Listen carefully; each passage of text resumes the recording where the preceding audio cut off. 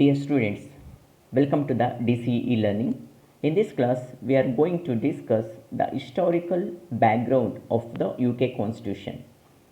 This topic comes under the Mangalore University BA 3rd Sem Political Science syllabus. The growth of the UK Constitution has gone through the following main periods. The first period is Anglo-Saxon period.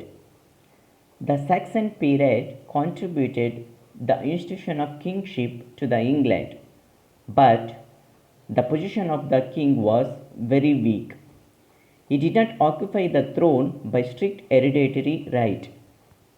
The Wighton or Wightonage mode, a council of wise men, was empowered to change the ruler.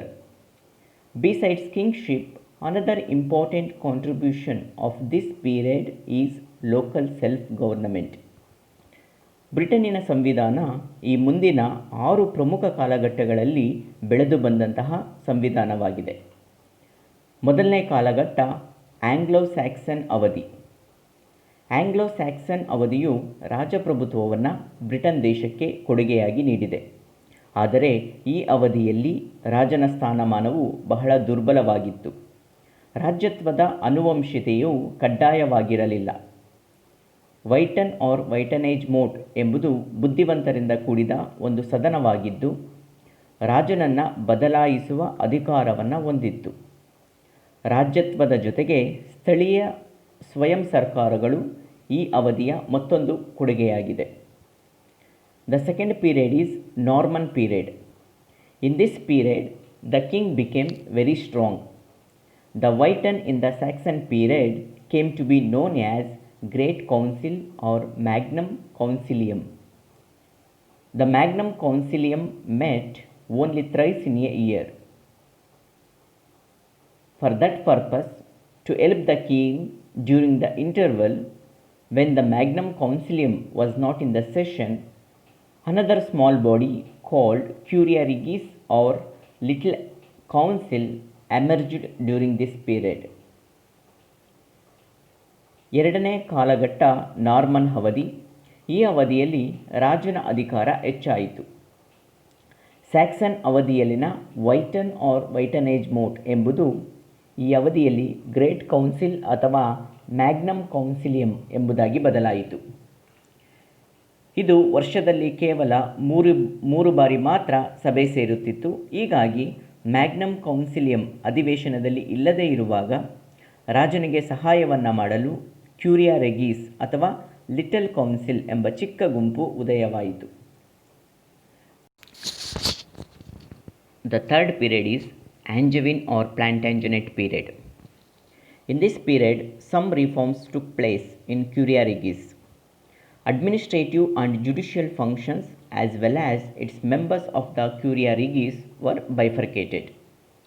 One section acted as Royal Council, later known as Privy Council. Other section, confining itself to judicial functions, became the parent of Exchequer and the High Court of Justice. In the same way, some developments took place in Magnum Concilium, which lead to the Charter of Magna Carta. During this period, the powers of the Parliament also increased. ಮೂರನೇ ಒಂದು ಕಾಲಘಟ್ಟ ಆಂಜೆವಿನ್ ಅಥವಾ ಪ್ಲಾಂಟಾಜೆನೆಟ್ ಅವಧಿ. ಈ ಅವಧಿಯಲ್ಲಿ ಕ್ಯೂರಿಯಾ ರಿಗೀಸ್ನಲ್ಲಿ ಕೆಲವೊಂದು ಸುಧಾರಣೆಗಳು ಕಂಡುಬಂದವು. ಕ್ಯೂರಿಯಾ ರಿಗೀಸ್ನ ಆಡಳಿತಾತ್ಮಕ ಮತ್ತು ನ್ಯಾಯಿಕ ಕಾರ್ಯಗಳು ಹಾಗೂ ಅವುಗಳನ್ನು ನಿರ್ವಹಿಸುತ್ತಿದ್ದ ಸದಸ್ಯರುಗಳು ವಿಭಜನೆಯಾಗಿ 2 ಗುಂಪುಗಳು ಸೃಷ್ಟಿಯಾಯಿತು. ಒಂದು ಗುಂಪು ರಾಯಲ್ ಕೌನ್ಸಿಲ್ ಆಗಿ ಕಾರ್ಯವನ್ನು ನಿರ್ವಹಿಸಿತು. ಇದೇ ಮುಂದೆ ಪ್ರಿವಿ ಕೌನ್ಸಿಲ್ ಆಗಿ ಬದಲಾಯಿತು. ಮತ್ತೊಂದು ಗುಂಪು ನ್ಯಾಯಿಕ ಕಾರ್ಯಗಳ ಜವಾಬ್ದಾರಿಯನ್ನು ಹೊಂದಿದ್ದು ಈಗಿನ ಹೈಕೋರ್ಟ್ ಆಫ್ ಜಸ್ಟಿಸ್ಗೆ ಮೂಲಾಧಾರವಾಯಿತು. ಇದೇ ರೀತಿಯಲ್ಲಿ ಮ್ಯಾಗ್ನಮ್ ಕೌನ್ಸಿಲಿಯಂನಲ್ಲಿಯೂ ಸಹ ಕೆಲವೊಂದು ಬದಲಾವಣೆಗಳು ಕಂಡುಬಂದವು. ಈ ಬದಲಾವಣೆಗಳು ಮ್ಯಾಗ್ನಾ ಕಾರ್ಟಾ ಸನ್ನದಿಗೆ ದಾರಿ ಮಾಡಿಕೊಟ್ಟಿತು. ಹಾಗೆಯೇ ಈ ಅವಧಿಯಲ್ಲಿ ಸಂಸತ್ತಿನ ಅಧಿಕಾರಗಳು ಸಹ ಹೆಚ್ಚಾದವು. The fourth period is Tudor period. During this period powers were concentrated in the hands of the king.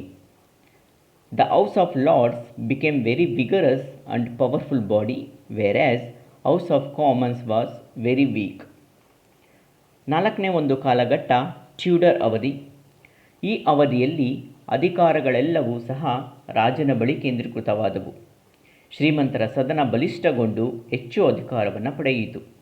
ಇದಕ್ಕೆ ವಿರುದ್ಧವಾಗಿ ಸಾಮಾನ್ಯರ ಸಭೆ ಹೆಚ್ಚು ದುರ್ಬಲವಾಯಿತು.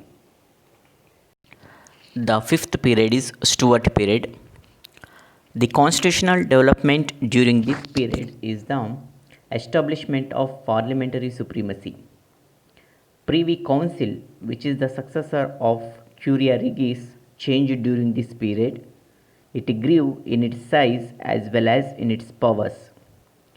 ಐದನೇ ಒಂದು ಕಾಲಘಟ್ಟ ಸ್ಟುವರ್ಟ್ ಅವಧಿ. ಈ ಅವಧಿಯಲ್ಲಿನ ಸಾಂವಿಧಾನಿಕ ಬೆಳವಣಿಗೆಗಳಲ್ಲಿ ಪ್ರಮುಖವಾದವುಗಳೆಂದರೆ ಸಂಸತ್ತಿಗೆ ಪರಮಾಧಿಕಾರ ಲಭ್ಯವಾದುದು ಮತ್ತು ಪ್ರಿವಿ ಕೌನ್ಸಿಲ್ನ ಗಾತ್ರ ಮತ್ತು ಅಧಿಕಾರಗಳು ಹೆಚ್ಚಾದುದು. The last period is Hanover period. During this period, actual powers of the king were declined. Conversely, there was a rise in the powers of the cabinet. House of Commons became a democratic body.